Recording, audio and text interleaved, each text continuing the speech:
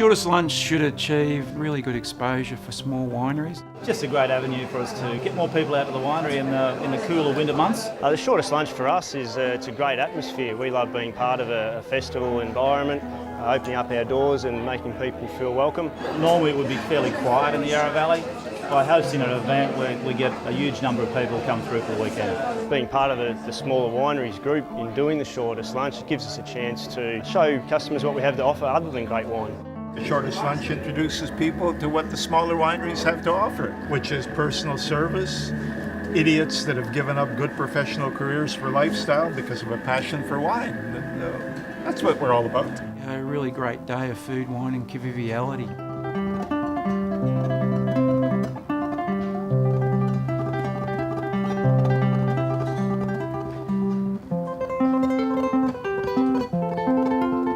We're one of the oldest wineries in Yarra Valley, so we were started back in 1972. I always loved growing fruit of a sort, and then got into vineyards in '99. We planted the first vines, and really just had a love from growing grapes or fruit previous to that, and coming through to a finished product. And now we've established cellar door.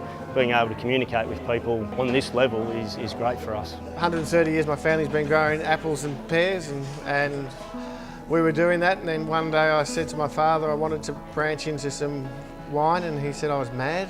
And then I sort of left the orchard, and then the next day I was just working the vineyard in the same place. It was very strange. When we purchased the property, the name was on the front gate, Yelena, and I questioned the owner as to why it was called that, and he said that it was an Aboriginal word and it meant dream come true. And he found it in an Aboriginal dictionary, and that was this has been my dream come true, so we've kept the name, and the name of the property became the name of the wine.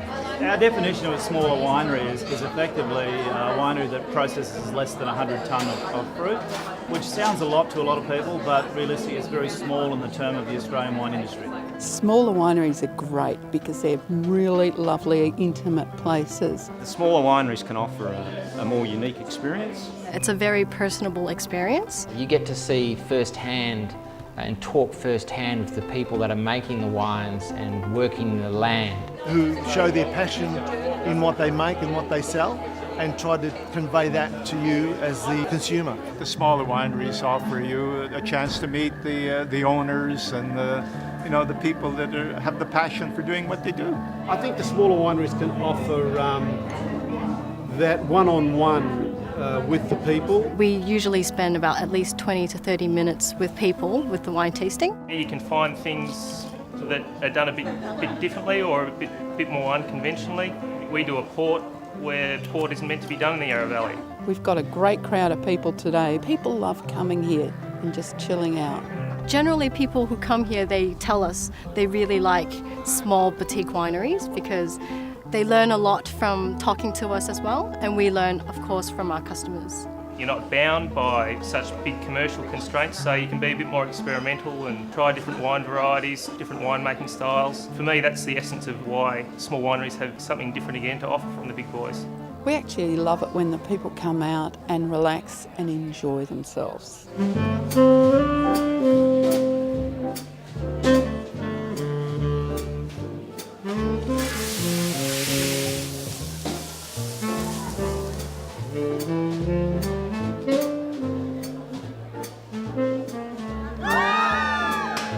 We're aiming at the general public, really. Anybody who enjoys a nice glass of wine, the beautiful view. Us as a small winery is a group of winemakers that don't produce a lot of wines, but try to produce really good wines.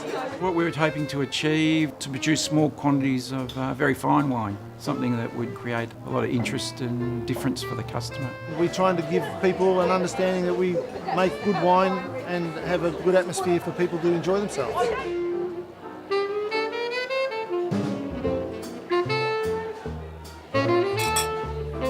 We're most proud of developing wines that people enjoy and developing wines that have longevity. I'm most proud of our wines and the age that we've kept them back. When we started, we held on to our wines for 4 years before we released them, and now we're releasing wines always. They're aged at least 4 years. This is our red wines, of course, and our reserve wines are aged until they're 6 years of age. We're most proud of probably the Cabernet. It's very consistent here on the red soils around Seville. The warmer years are really helping the fruit expression of Cabernet Sauvignon. And the wines here always have a lovely aromatics, quite intense fruit, but medium bodied. We're most proud of our Cabernets. Although we sell it a bit more expensive than other people, when people do try it, they love it and they do end up getting a bottle or two. I'm most proud of our Reserve Cabernet, which we call SGS, which could stand for Superb Growing Season, but it doesn't. It stands for Seriously Good Something. We don't necessarily have what we consider a best wine, but we have some different varieties. We have a Marsanne, where not everyone does. We've got plantings of Sangiovese and some Gewürztraminer coming in soon. Things I'm probably most proud of is just making good wines and enjoying every day waking up here in the Yarra Valley, and I just like making wine. Passion for wine, that's what leads us here. Trying to get people to enjoy wines that are handmade by the smaller wineries. We all hope to make some dollars on the way through, but we're here for the passion that we love wine. About the only farming product that if you can't sell it, you have to drink it, and that's the worst case scenario that I'm in the wine industry.